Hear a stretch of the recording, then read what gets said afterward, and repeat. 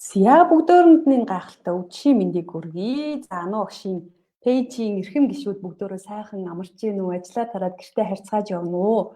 За тэгээд яг ингээд өнөөдрийн энэ яг бичгийн богинохон хугацаанд хэдүүлээ хүний амьдралд хамгийн их гай болдог, биднийг хамгийн их зовоодог тэр сэтгэлийн шарах гэдэг зүйлийн талаар ярилцах гад ороод ирлээ. Тэгээд яагаад өнөөдөр энэ сэдвийг ярилцах болов гэвэл би яг энэ лайвыг хийхээс өмнө өнөөдөр жишээлбэл яг энэ сэдвээр 2 давтаж хүмүүстэй уулзалт хийж үзлээ. Үзлээ гэж хийгээд дууслаа. Тэгээд бодлоо л доо би өдөрт маш олон хүнтэй харьцдаг, маш олон мессеж авдаг, сургалтын явцад байна. Тэгээ над руу хандж байгаа хүн, пэйжийн хяналт бүх юмн дээр нэг юм байнгын давтагдж орж ирээд байгаа зүйл байгаа байхгүй юу? Тэр нь яг юу юм бэ гэвэл хүмүүсийн сэтгэлийн шарах гэдэг зүйлтэй маш их явж байна. Тэгээд сэтгэлийн шарахаа ангааж чадахгүй тэрнээсээ болоод амьдралд ерөөсөө маш их зүйлийг алдж байна. Тэгээ яаж энэ сэтгэлийн шарахаа ангаах эдгээхээ мэдэхгүй маш хэцүү байдалд орж ирээд байгаа учраас би одоо ингээд хүн болгонд нэг үрчлэн адилхан юм яриад байжснаас ингээд олон нийтэд яг пэйж дээр хийчих юм бол сэтгэлийн шарахаа яах вэ гэд одоо ингээд бодоод зовоод байж байгаа хүмүүст бас нэг хүнд ч гэсэн тус болох юм болоо гэж бодоод өнөөдрийн лайвыг зориглоод хийж байна. Ер нь бол хүний сэтгэлийн шарахыг хөндөх, өөрийнхөө сэтгэлийн шарахыг ярих. За тэгээ эн чинь өөрөө тийм амархан ажил биш байхгүй юу? Ер нь бол одоо ингээд өнөөдөр намайг сэтгэлийн шарах яриад гэхэд та нарын дотор байгаа бүх юм ингээд зирс гэж зурагдаал тий хуучин байсан юмнууд чинь нүдний чинь өмнөр гүүгэл орж ирдэг байна шүү дээ. Тэгэхээр үнэхээр өнөөдөр таны сэтгэлийн шарахыг хөндөж хуучин тэр хүсэхгүй байгаа дурсамжийг чинь сэргээх гэж байгаа даа бас миний бие хүлцэл өчье. Гэхдээ энийг бид нэр ярихгүй л болвол маш олон өдөр тэгэл одоо юу гэдгийг сэтгэлийн шарахтайгаа нойргүй хонсоор л байна шүү дээ. Тийм учраас өнөөдөр ингээд зориглоод олон нийтэд ярихаар шийдлээ. За ганцаараа болвол маш олон хүнд ярьдаг. Бүр байнга ярьж байдаг нэг ингээд үзээрэй. Би өөрөө ингэж давсан шүү. Би бол одоо ингэж өөрийгөө эрх чөлөөтэй болгосон хүн шүү гэд ингээд бодит түүхээ ярьдаг. Тэгэхээр өнөөдөр бол би та бүхэнд ямар ч маскгүйгээр өөрөө яаж энэ амьдралыг даван туулсан бэ? Сэтгэлийн шарахаа яаж ангаасан бэ гэдэг талаараа хуваалцах чинь. За тэгэхээр хүнд хэрэгтэй байх бол гэж бодож чинь тэр хүмүүс рүүгээ шеэрлээд бас меншн хийгээд энэ лайвыг үзүүлээрэй. Сэтгэлийн шарахгүй хүн гэж юусоо байхгүй шүү дээ. Бүр ерөөсөө бяцхан хүүхэд хүртэл амьдралаас шарах аваад явж байгаа. Тэрийг хэлж чаддаг хүн байна, хэлж чадахгүй хүн байгаа байхгүй юу? Тийм учраас бид нар өнөөдөр яг энэ сэдвийг гоё нээлттэй ярилцах гэж байгаа шүү.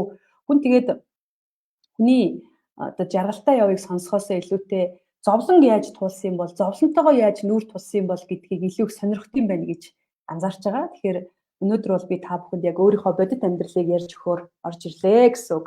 За ингээд анх удаага намайг үзэж байгаа хүмүүс байгаа бол би өөрийгөө танилцуулъя. Намайг Алтан гэрлийн Адьяа Сүрэн гэдэг.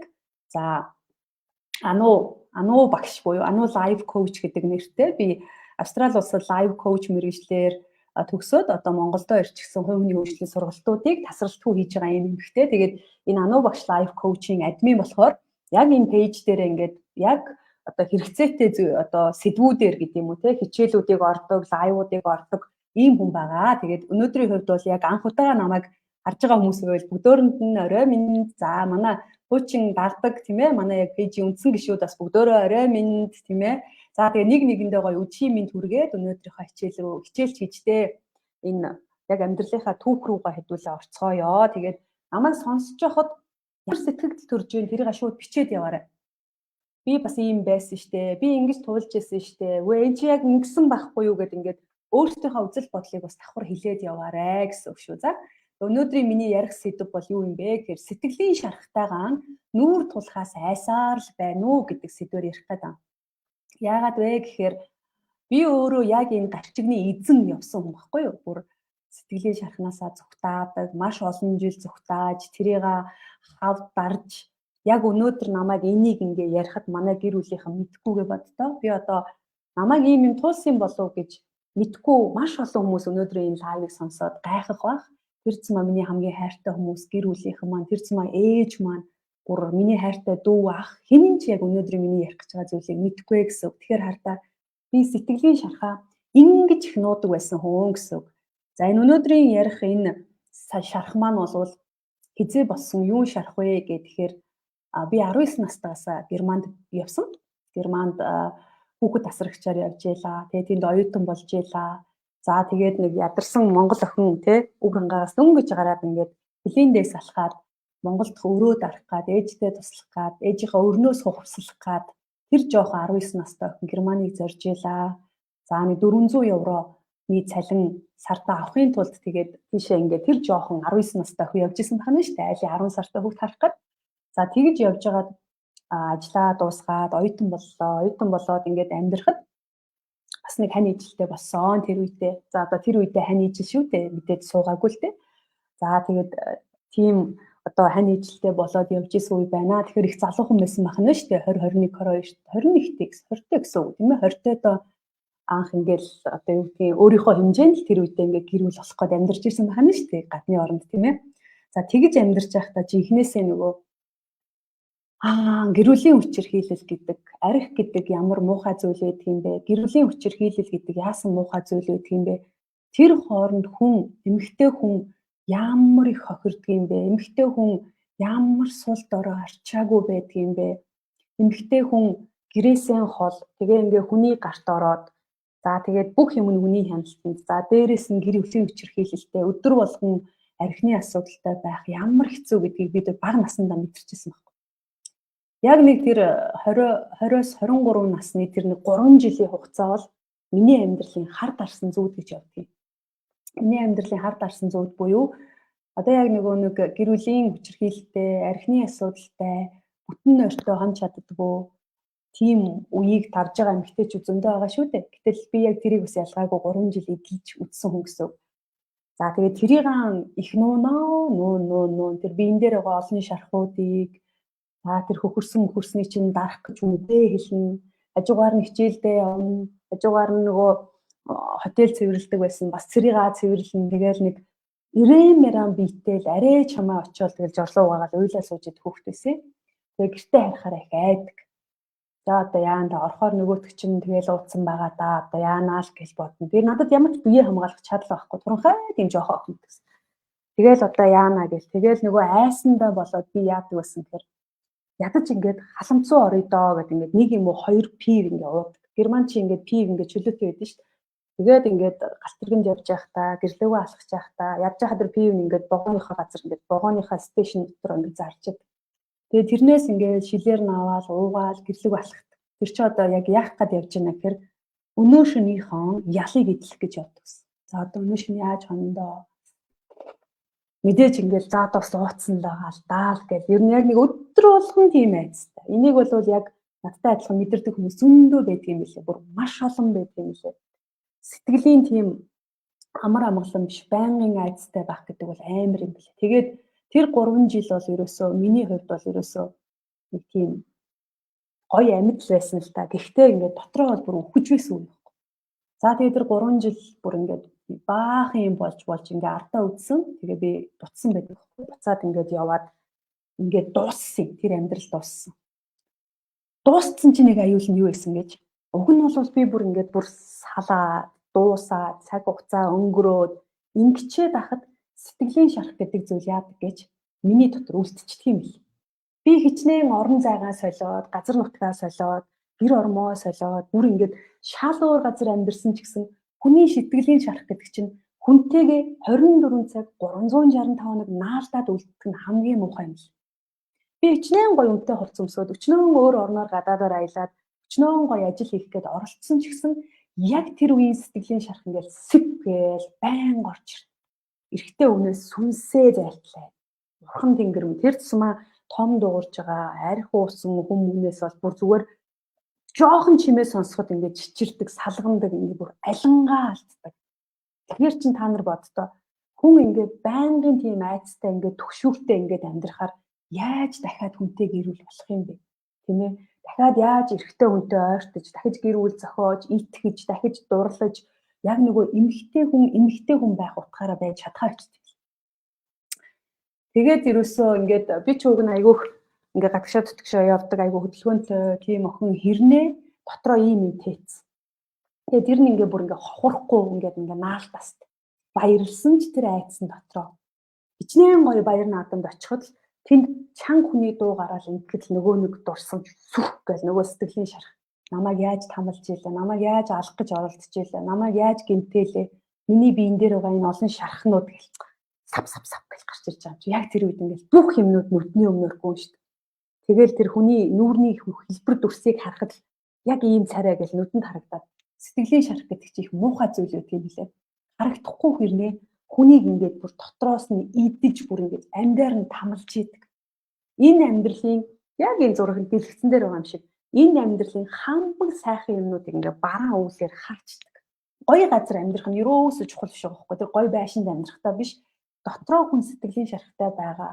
Тэгээ тэрийг ингээд бусдаас хавд дарж нууж тэгээ бүр ингээд өөрөө ярих нь байтахаа хүн мэдхгүй гэдгээс айдаг гэсэн шүү дээ. Миний ийм туулсан гэдгийг тэгээ хүн мэдхгүй дээ гэдэг ингээд хавд дараад нуугаад ичээд нуугаад бардам зан гаргаад бүр ингээд тэгээ намайг хүмүүс юу гэж бодох юм бэлээ гэдэг ингээд нуудаг байсан. Амар. Тэгээ боддоо сэтгэлээрээ дүүр ингээд эрэгтэй хүний талаар, амьдралын талаар ийм муухай шархыг эндээ тээчээд тэгээ дахиад хүн хайрлахаар хэцүү байхгүй. Тэгээ явж байгаад одоогийнхоо энэ хантай очирсан. Бид тэр 10 жил болж байгаа. Тэгээд яг тэр үед ингээд энэ сэтгэлийн шарх ямар хэцүү зүйл байсныг хантайгаа очироо мэдэрсэн. Яг тэгвэл бид тэр ингээд аюугаа ингээд дурлалцаад ингээд нэг гэрт орж байгаа хоёрнээ нөгөө нэг хуучин өнгөрсөнд болоод хэдхэн жилийн өмнө болоод өнгөрчихсөн тэр нөгөө мэдрэмж чинь ингээд дотор талаас сүрх гэл ингээд яг нэг ингээд гар ингээд шархлаад ингээд тавлцдаг. Тэр тавыг ингээд дахиад цусын гойжуулж байгаа юм шиг мэдрэмж төрдөг. Одоо ингээд нөхөр маань жоохон над руу муухай харах ч юм уу, жоохон эвгүй ингээд жоохон том дуурайд ч юм уу, тэрийг аваад үг гэтэргээл юм хүм газар унахад ингээд тип гэж зочдөг. Ерөөсөө итгэхгүй. Нөхөртөө итгэдэггүй тийм сонир. Ингээд энэ дотор чи ингээд маш их сөрөг энерги ингээд хадгалагдаад тэгээ би ерөөсөө өөрөө тийм арчааг болоо хөвчдөг юм бил. Чи сэтгэлийн шархыг их тээгээд ирсэн чи би ямар хүн болсон гэхээр өөртөө итгэх байхгүй. Өөрөөрөө хизээж байж чадахгүй. Өөрөөрөө байвал эргээд яг юу болох бол гэд. Тэгээд эмэгтэй хүн шиг яг нэг тэр өөрийнхоороо байцгаар эргээд надад ямар шийтгэл ирэх бол гэд нөгөө сэтгэлийн шарх нь ингээд дотроос намайг удирдах юм шүү дээ. Яг тэгдэг ус. За тэгээд сул дорой. Маш сул дорой. Байнгын айцтай. Бүр ингээд байнгын айцтай. Чимээнээс үхтлээ том дуунаас айн. Инхээр чи энэ амьдралд чинь чимээ хизээч дуусахгүй шүү дээ. Хүмүүс чанга ярьж болно, орилж болно, дуйлж болно. Тэр болгон чинь зүрсгээл нөгөө сэтгэлийн шархыг таал хөндөддөг. Ингээд ахаар чинь хүн ерөөсөө бараг сэтгцийн өвчтөн шүү амьдрд юм бэл. Яг нөгөө ингээд хажууд нь байгаад байгаа юм шиг боловч дотор талын сэтгэлийн шарх ингээд намайг удирдаад ингээд байгаад байдаг. Тийм хэцүү төвшөнд бол хүрдэг юм бэл. Тэгэл ерөөсөө болж өгвөл сөхөрж унчих гал, болж өгвөл юм болгоноос зүгтаачих гал, бүр болж өгвөл миний энэ хамаг юм ингээд надаас бүр яах вэ гэдэг. Тэр нөгөө хүмүүсийг би ингээд үхий гэж боддог гэхэд тэр үед л ойлгож ирсэн байхгүй. Ингээд амьдраад ер нь надад хэрэг байна уу? Тэ. За би ингээд дахиад итгэлээ гэхэд дахиад ийм юм болвол би яах вэ гэдэг ингээд нөгөө итгэл гэдэг зүйл ерөөсөө сэтгэлийн шархтай үнд байдгүй юм. Яагаад вэ гэвэл нөгөө сэтгэлийн шарх дахиад хөндөгдөхгүй гэдэг тэр айдас бол үнэхээр амар. Тэгээ яг энэтэйгээ ингээд хичнээн жил амьдрна. Ерөөсө боссон ч, суусан ч, баярлсан ч, унтсан ч, идсэн ч энэ ингээд таны дотор байж идэг. Тэгээ дотроос чи мэрээл амьдралыг чи бүх чаргалыг хулгайлаад байж идэг зүйл юм байлээ л дээ. Тэгээд ингээд нуух тусан хүн байдаг. Одоо ингээд хэрвээ ингээд энийг чи ингээд одоо ингээд өнөөдөр би ингээд хэлчихээр айгуу гоё шүү дээ. Хэлж чадахгүй юм чи. Тэгээ ингээд хэлэхгүй ингээд нэг юмныхаа ард аваачаал ингээд нуугаад хав дараал те. Тэргээ бүх юмар ингээд давтлаад ах тусан би болон хүндрээл юм. Бүр айгүй хэцүү байдаг юм биш. Бүр ингээд сөхөрж унах цаашаа байгаа байхгүй. Тэгээ би яг тэр үед бодчихсон байхгүй. Хүн ер нь дотор талд байгаа юмас суллах хэрэгтэй байдаг юм байна. Хүн энэ дотор талд байгаа өөрийгөө ингээд сулсан цагт л тийм ээ танд яадаг вэ гэхээр өөр зүйл амьдралын сайн сайхан зүйл орж ирэх боломж зайн гардаг юм. Бид нар ямар ч зай байхгүй шарх тээчээд, гомдол тээчээд, харуусал тээчээд, харамсал тээчээд тийм ээ ингэчээд бөөн стресс, бөөн одоо юу гэдгийг нэг тим юм ингээд тээчээд тэгээ хажуугаар нүүр хүүхдээ халамжлаад, ханаа халамжлаад тэгээд ингээд энэ дэлхийн нар өнгө бодогс хамаг юмыг харна гэвэл ч худлаа байдаг юм л. Ямар ч гоё юм суугаад нэмэргүй. Тэгээд би шийдчихсэн байхгүй юу. За нүмнэ. Одоо энэ чигээрээ ингээд нэг хүний сайхан үртэй ингээд нийлэн амьдрнаа гэд ингээд шийдчихэд байдаг. Гэтэл чи өөрийнхөө өнгөрсөн амьдралаас салж чадаагүй байдаг. Тийм үү? Өнгөрсөн амьдралаасаа авсан шарахаар хүн болгоныг адилхан хараад байна. За тэгээ эн чинь өөрөө хань ижилт чинь нэгдүгээр талхтгаан байж гэлээ. Хоёрдугаарт амьдрал сөргөөр нөлөөлж эхэлж байгаа байхгүй. Би гэр бүлээ харах өнцөг, хандлага бүх юм буруу байгаад байгаа байхгүй ерөөсөө. Ямар ч ихтгэлцэл байхгүй, байнгын айцтай байгаад тахаар хажууд байгаа үндэ ч гэсэн хэцүү байд юм л. Тэгээл хэрүүл маргаан тасрахгүй, хэрүүл маргаа явхад би хуучин нөгөөтгөө ярьж гаргаж ирдэг. Ингээл байнгын шарах өндөгдөөдсөн. Тэгээ миний эцсийн ерөөсөө ганц гаргалгаа бол юу юм гэхээр энэ надтай харьцаж байгаа хүмүүст буруу байгаа биш. Эсвэргээр нь би өөрийнхөө өнгөрсөн амьдралыг тавьж явуулахын тавиулаад, уучлахын уучлаад өнгөрөөж чадахгүй бол би насан туршдаа ингээд сэтгэл зүйн шорон гэдэг зүйлд амьдрах юм байна.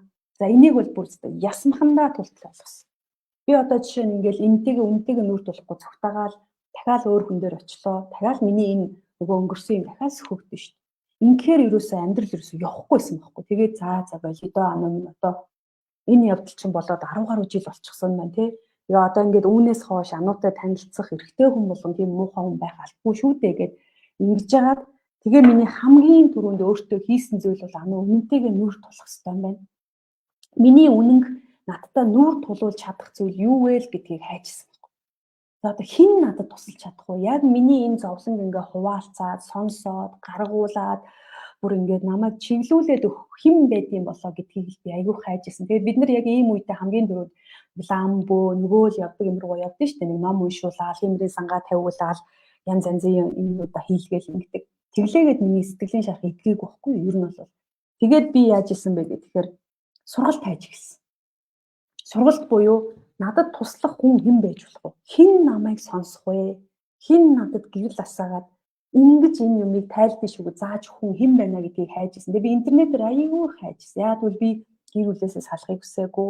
Би хүн шиг амьдрахыг хүссэн. Би дандаа ингэж ийм зовлонтой тэр асуудалтай идэгдсэн хүн байхыг хүсээгүй. Тийм учраас тэгэл би яг шийдвэр гаргасан. Шийдвэр гаргаа за минь өөрийгөө. Тэгээ хайж яваад бол үнэхээр нэг супер ховсын хичээл болж исэн. Ховсын хичээл рүү ороод өнгөрсөн үе руугаа аялаад тэр шарх сорив дээр очиод жинхэнэ нүүр тулах гэдэг юм хийж байгаа. Өмнө нь өвдөд зовоод тэр сэтгэлийн шархыг мэдэрсэн. Одоо би ховсоор дамжуулаад дахиад тэр үедээ очиод дахиад тэр муухай зодуулж исэн. Дахиад тэр уйлж исэн. Тэр хөөгдөд гарч исэн. Алуулах гад байж исэн. Биеэрээ дүүрэн тэр шарх сорвыг яаж авч исэн бэ? Ерөөсөө яаж амь тэмцэж амьдарч исэн үе руугаа дахиад очих шаардлага үүссэн. Амар нь. Үнэхээр муухай байсан тэр бол. Тэгээд би багшаасаа гуйжсэн байхгүй. Багшаа би ингээд биеэрээ мэдэрсэн. Одоо би дахиад оюун санаагаараа ингээд мэдэрмээргүй байна. Би одоо чадахгүй. Тэгээд дахиад тэр үеийг мартъя гэж яхаа та надад сануулах гээд байна гэд ингээд уйлж исэн. Манай багш тэгжсэн. Ингэх юм бол хоёлаа нөгөө нэг өнөөдөр над дээр ирсний ч хэрэг алга. Тэгэх юм бол хоёлаа нөгөө үнэнтэйгээ нүүр тулж юм уу тэр өнгөрсөн цагийг тавьж явуулахгүй дахиад нэг газар авчаал нуух гээд байна та нүү. Чи одоо зориг ороод үнэхээр одоо чи те дахиад ингээд цаашаа үргэлжлүүлээд өдөр болгоны сэтгэлийн зовлонтой баймааргүй бол нөгөө зовлонгийн монголоор нэг тийм үг үү яг тийм л үг хэлэх шиг болсон. Зовлонгийн түргэн жаргалын удаан гэдэг шиг нүүр тулъя хоёлаа. Ороод үзье. Үнэхээр ороод үзье. Тэгээд тэр өнгөрсөнд очиод тэр бяцхан охин 21 2хан настай тэр бяцхан охин яг юу туулсан.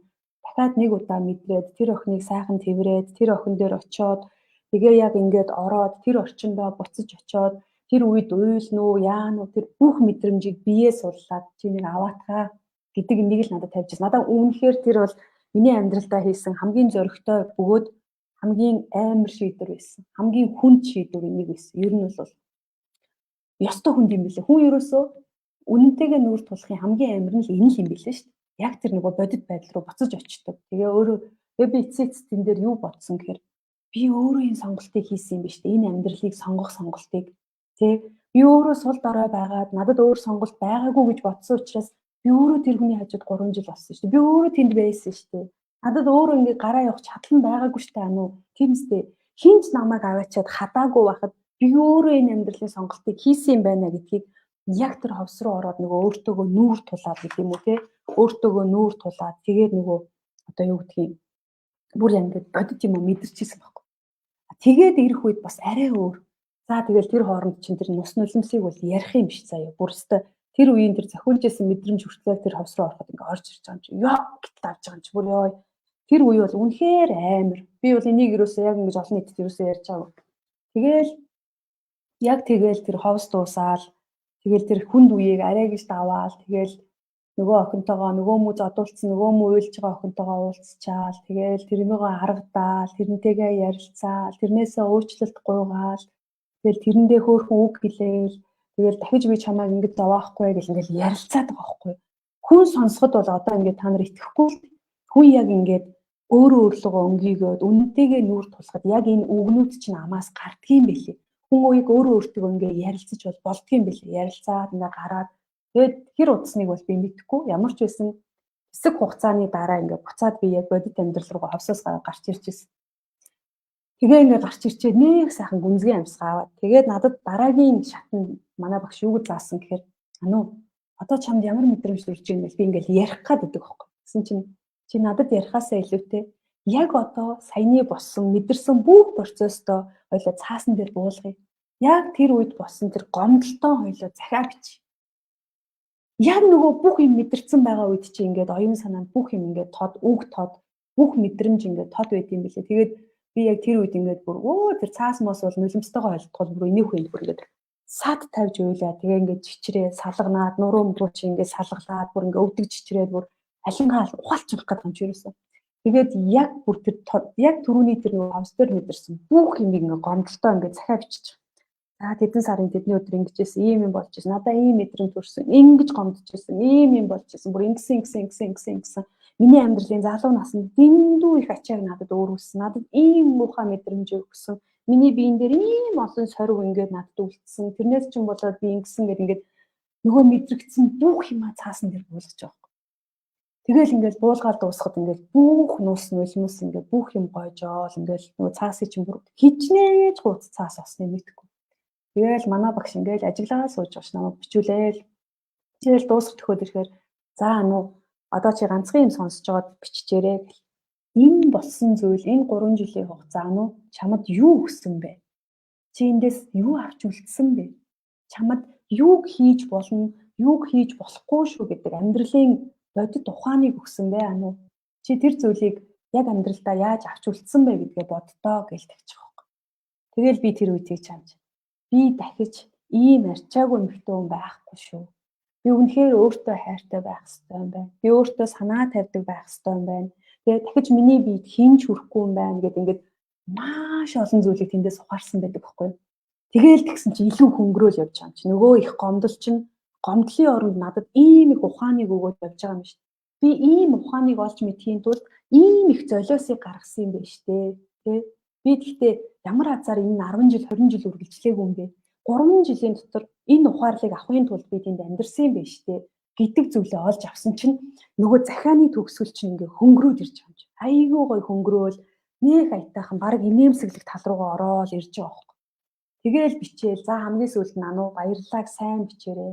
Ийм имийг ухааруулсанд талархлаа. Тэгээд наад дотор байсан зүйл чи одоо ингээд те гомдол гэдэг, харуусал гэдэг, энэ сэтгэлийн шарах гэдэг зүйл хүнд үзэгдэхгүй, баригдахгүй, харагдахгүй, мэдрэгдэхгүй хэрнээ хүний ингээ оюун санаа дотор байдаг. Чи дөнгөж сая тэр болгоныг ингээ биенээсээ гаргаад цагаан цаасан дээр хараа биччихлээ ануу.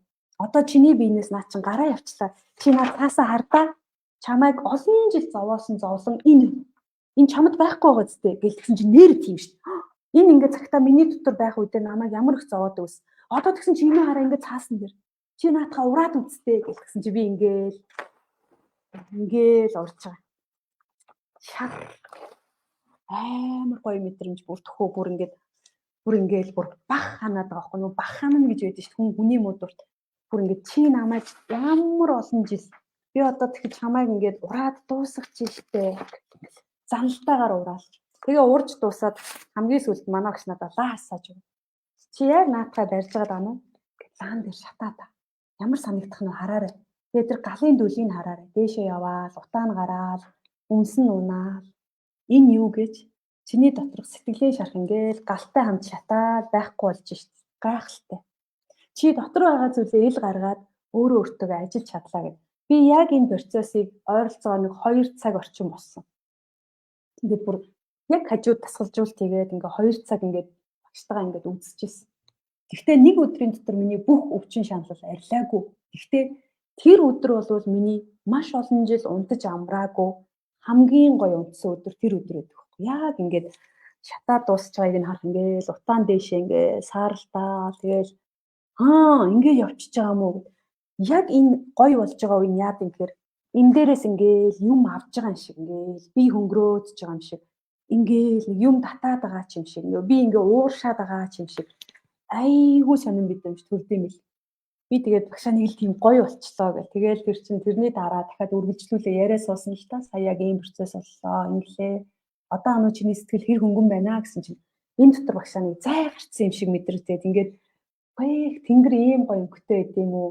Гэхдээ миний бие чинь ийм хөнгөн байдаг болов. Тасгалж хийчмээр ч юм шиг, гараад гүүмээр ч юм шиг, хүмүүсийг барьж аваад үнсмээр ч юм шиг маш гоё мэдрэмж төрж ирсэн. Тэгээ энэ бол надад нөгөө багшийн маань өвлүүлж өгсөн ганц гоё техник байдаг байхгүй юу?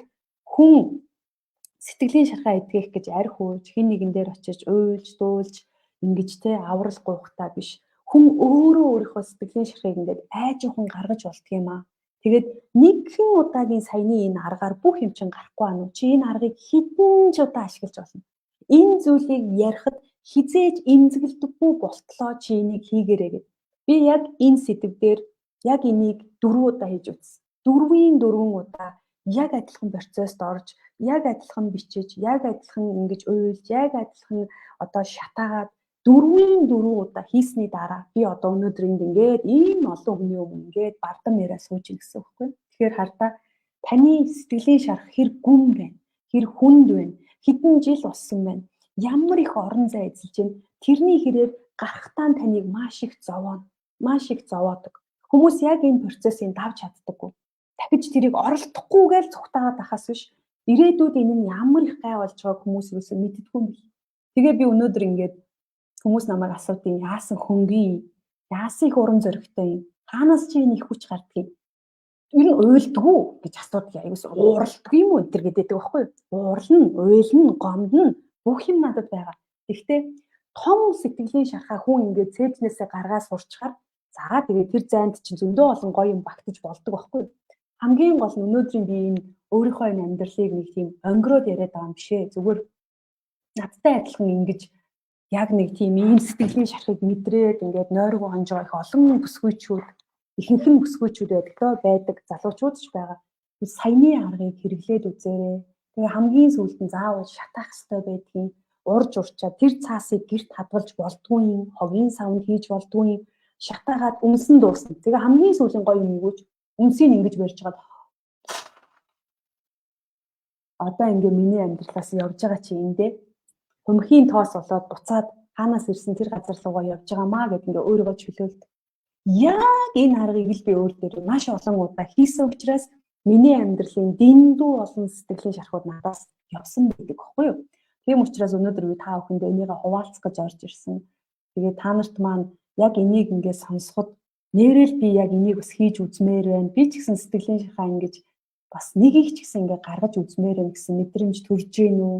Боломж байдгийн шүү. Тийм ээ. Битгий ингээд энэ шархтайгаа өдөр болгон яваарай. Хин нэгэн хүн ирээд намайг эдгээ чинь. Хин нэгэн таны гондоосон хүн яг үннээ хэлэхэд одоо мэдгчгүй амьдарч яадаг. Айгуул энэ дэлхий дээр байхгүй. Айгуул таны гондоосон гэдгээ бүр юу ч мэдэхгүй зүгээр өөрөө сайхан унтаад идээд ингээд байж яадаг. Гэтэл зовдөг хүн нь би зовхоор миний хажууд байгаа хүмүүс миний сэтгэлийн шархны хохирогч нь болдго юм байлээ гэдгийг бол би өөрийнхөө биеэр ясмахаараа шингэтэл ойлгосон. Тийм учраас би яг энэ хичээлээ шинэ бие сургалтынхаа 6 дугаар хичээл дээр заавал оруулдаг. Нэг хүн ч гэсэндээ одоо сарын маань хичээл дээр орж ирээд ганц хүн ч гэсэндээ энэ дасгалыг хийж үзээд нэг ч гэсэн дотор байгаа тэр муухай шархаа ингээ гаргаад сурчаасай. Тэгээд яг нөгөө ингээд өөрөө гаргаж үзсэн хүн болохоор би ямар мэдрэмж авдгийг мэддэг гээд зөндөө олон хүнд яг энэ дасгалыг хийлгэж үзээд ямар гоё ич хиттэй байдгийг мэддэг. Миний бүр хамгийн надад дотор үлдсэн нэг хүн байдгийг. Амиа орлох гээд 3 удаа оролцсон нэг оролцогч маань шав маань байдаг л да. Залуу хүн бас 23 настай над дээр ирж исэн.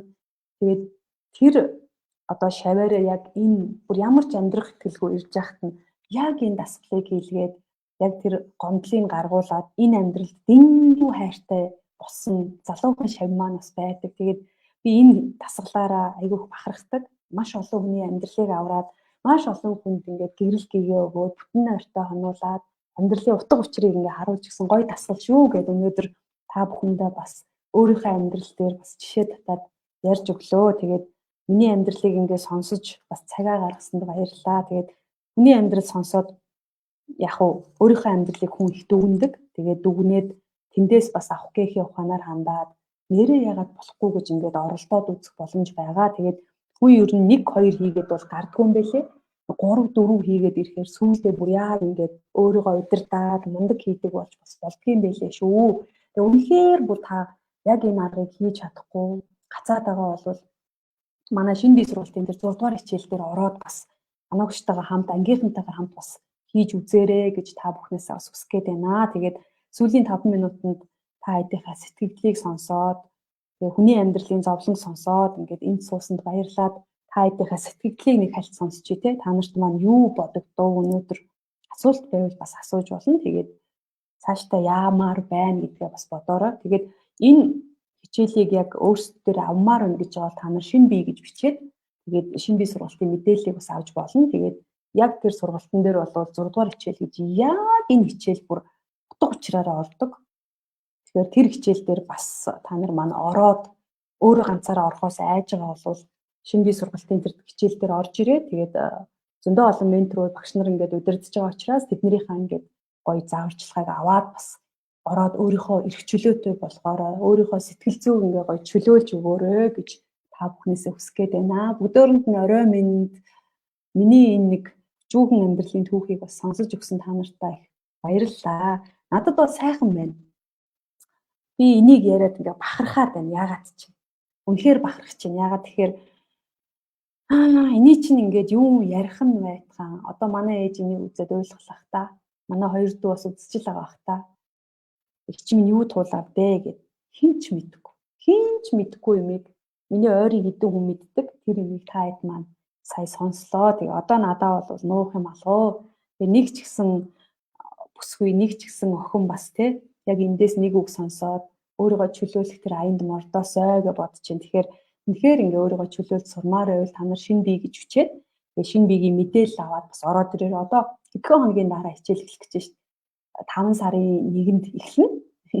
Тэгэхээр орж ирээд гоё хамтдаа гоё ингээ өөрийгөө чөлөөлөөрэй. Дөнгөж сая үзлээ гэж байна. За дахиад эргээд үзчихээрэй. Тэгээд зовлонгүй хүн гэж байхгүй, сэтгэлээ шарахгүй хүн гэж байхгүй. Зарим нэг хүнд тус олмоор байна. Өөрөө юу гэж зөвлөхөө мэдэхгүй байгаа бол яг энэ бичлэгийг шеэр хийгээд юм уу тэр найзаагаа нааш нүгөө чи нэг энийг нэг үзээдхтэй чи нэг оролдоод үзвэл яад ингээ бас санал болгоорой гэж хүсгээр байна. Тэгээд өнөөдрийн маань миний ярьж өгсөн зүйл та нарт маань нэмэр болсон болов гэд ингээ энэ хүргээд өндөрлөөлье. Би одоо үргэлжлүүлээ хичээлтэй учраас та эдтэйгээ ярилцахлаар зав байхгүй учраас хичээл рүүгээ орлоо. Тэгээ хичээлийнхаа өмнө амжуулаад орчлоо. Тэгээ ихэн бодороо манайхаа сайн тунгаагаарай. Сэтгэлийн шарахтай удаан явж болохгүй. Тэгээ тэрнээс олоод өөрийнхөө амьдралыг яаж сүйтгэдэм бэ гэдгээ бас эргээд сайн бодороо. Өнөөдрийг хүртэл хэр их сүйтгэцэн явж байгаа вүлээ.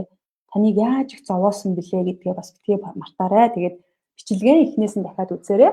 Тэгээ маргааш дахиад би дараагийн өөр сэдвийг ер нь хүн болгоны одоо хамгийн их надаас асуудаг, ярьж орж ирдэг сэдвүүдийг хөндөж лайв хийж яхаар шийдсэн. Тийм учраас дараагийнхаа бас нэгэн одоо хүн болгонд хэрэгтэй тэр нэг сэдвийг яриад дараагийн лайваараа эргээд уулзъя. За ингээд манайхаа амьдралын их нухчаанд одоо дарагдж ядчихад дотор байгаа өөрийгөө бас битгий их дахиж зовоох тийм юм хийгээрэй. Доторчин их зовлон, гаднаас амьдралын их асуудлыг дээрээс нь хийн.